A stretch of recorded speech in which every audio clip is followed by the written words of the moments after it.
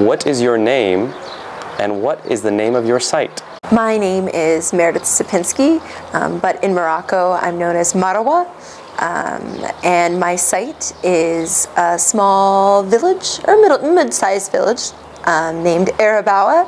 It's about an hour south from Tangier. My name is Ada, and my site is Al Ksiba. It is in the Beni Mellal region. So my name is Katie Bursajay, and my site is El Menzel. Hi, my name is Kimberly Valle, and the name of my site is Tata. My name is Jesse Altman, and my site is called Moulay Bouaza. My name is Kiana Cohen, and I live in El Hanshan, which is in Essaouira region, beautiful region. When have you been most satisfied at your site? I have been most satisfied at my site, particularly when I'm making connections, when I'm making relationships. There's specifically a group of women at a cooking class that I've been able to meet, and it's awesome when we're cooking something and I understand what they're saying, or they make a joke and I understand what they're saying. It brings a sense of community to me. I'm not looking at them as like a teacher perspective. I'm looking at them as a friendship perspective, and I never thought that I would be friends with a bunch of Moroccan mamas in Morocco, and now I am. And so any experience I have with them makes me just feel really great. I think the most satisfying part thus far has been just the people. My host mom is amazing. She's a single mom. She raised her 3 kids herself. She works. She's a great cook, of course. And we get along fantastically. And then my friends that I've made have been great. I would not be able to do anything without them. Just the people, I think. I've been most satisfied at my site whenever I've gotten myself out of the house, met new people, engaged with new people, and facilitated great activities alongside my Moroccan counterparts. The most satisfied I've been in my site, I would say just integrating with the community, being invited on my friend's house that is now my best friend. I can say that because I'm always there. So that's like satisfying to me, and that's very, it makes me feel like home, because I meet her cousins, her family is huge. It reminds me of my family back home. So I just feel like that's the most satisfying so far throughout my service in these past 3 months, that I'm able to integrate easily, get along with people, and just being myself, really. I think I was most satisfied at my site during the first month when I went on an outing with the environmental club at my Dar Shabab, because I really got to just see some of the really beautiful nature near my site and hang out with Drari, and I felt like a member of the community in that moment, and that was a really great day.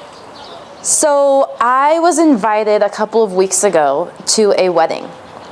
And I had a bunch of things going on during the day, so I was like, I don't know when I can go. I'll try and stop by. Now in America, we don't stop by weddings. That's weird and rude.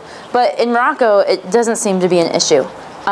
So I walk into this wedding, and my aunt was supposed to go with me, and she decided, no, I don't really want to go with you.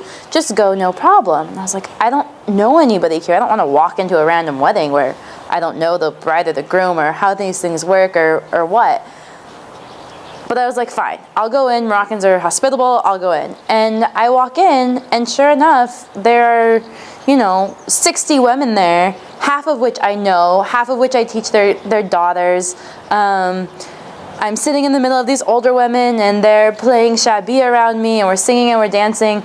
And for 5 minutes, as I'm sitting on the floor in between all these women, and all of them are looking at me and asking me, and I know them, I realized how incredible it was that I'm in this foreign country, meeting these people, experiencing their culture, and that they're inviting me in.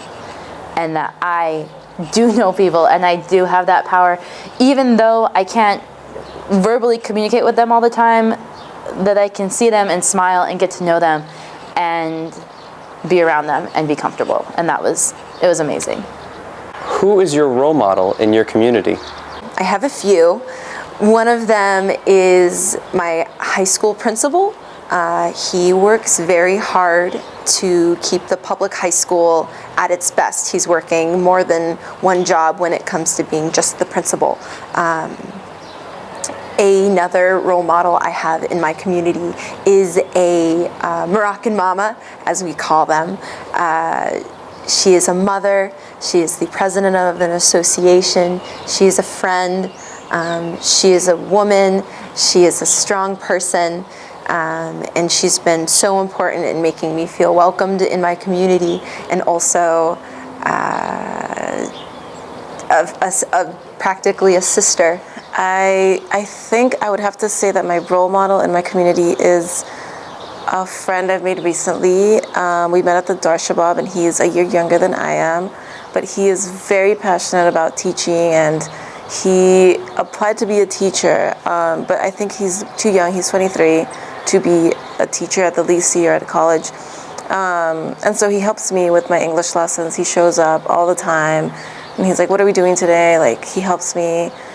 He's been in one of my Spanish classes, and I like shadowed one of his tutoring lessons. And he just volunteers all of his time and to hang out with me and like help me.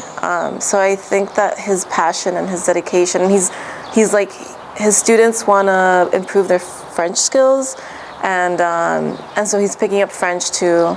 And just like he's just that passion he has for teaching is something a quality that stands out to me, I think. So my role model currently is my site mate, who will be leaving me soon. She's been a really great help to me. She's introduced me to a bunch of other role models in town that she's had the privilege of serving alongside for the last 2 years, and she has really been a role model for me in many ways, in working relationships and just in being a graceful human and a genuine kind person. And that has inspired me to make genuine relationships with the people in my community and to really empathize with them and understand where they're coming from, even though they're coming from a place that is very different from where I'm coming from. My role model is my host mom, like my mommy back home. She reminds me so much of my mom, similar backgrounds, and she's such a hard-working woman.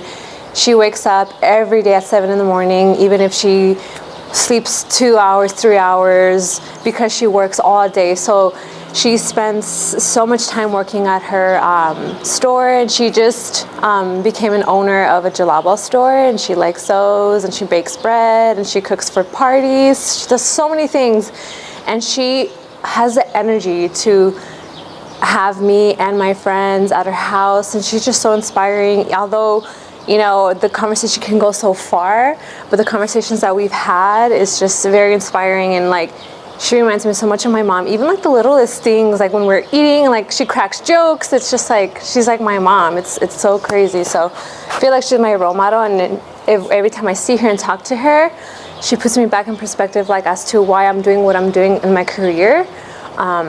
Doing it for my mom because she's my role model back home. So yeah. I think that's kind of a difficult question because there are so many people, amazing people in my community, and so many people I haven't met yet. But my closest friend is 21, and one of our biggest fears going in is that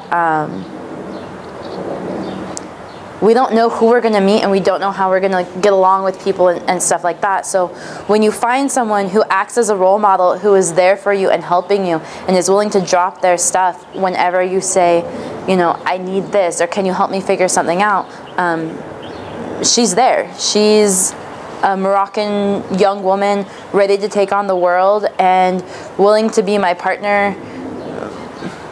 I was going to say in crime, but hopefully not in crime.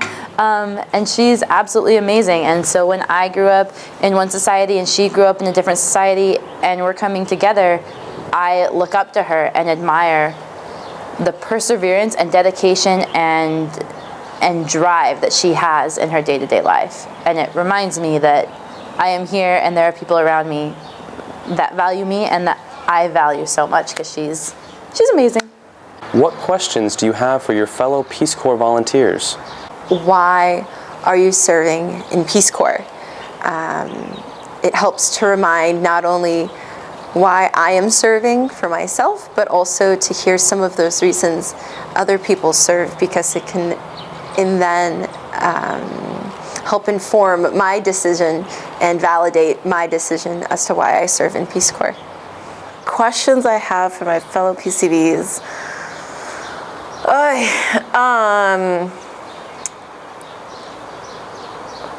I need to think about this.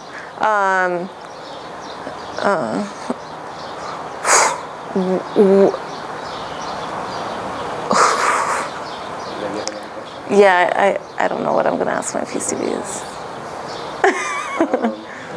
I guess what makes you feel most satisfied in sight, and also how I can kind of, I don't know what kind, I got to think about it, but I guess how you have gone about developing the relationships that you've built there, and also what advice I don't know what to ask a fellow PCV.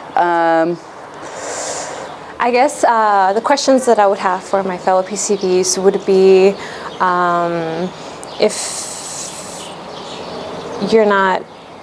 if you feel like you're not integrating well. I don't even know what to ask. I'm so sorry. I guess, what do you miss most about from home? Because I know what I miss, but I wonder, what are you getting that I'm not getting that you miss and I don't? I'm not sure if that makes any sense, but yeah. I think it's a question that we ask ourselves a lot, is how do we as Peace Corps volunteers, how do we as Americans come into this society?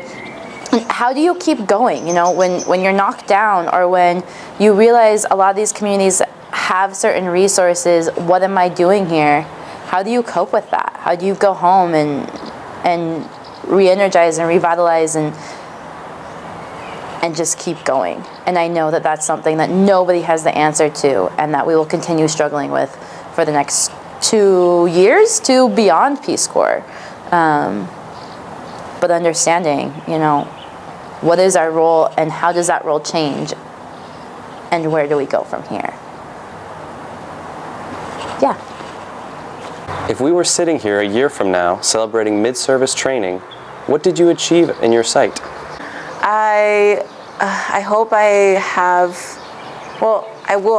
will have a group of girls that have started, that we've become like a little group,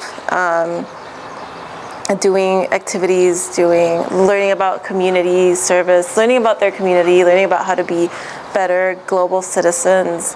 I hope I have a group of guys that are also wanting to be better human beings, and be just better.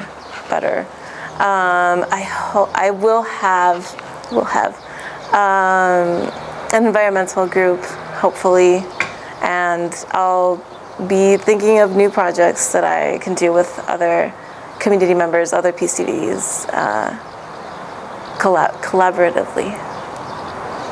I guess looking into the future, what I would achieve would be obtaining networks, obtaining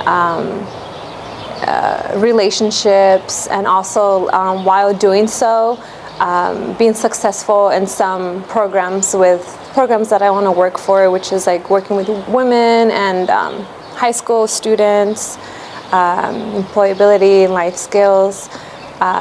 So kind of like slowly going into my second year and having that foundation, having those people that help me out and that people that I trust.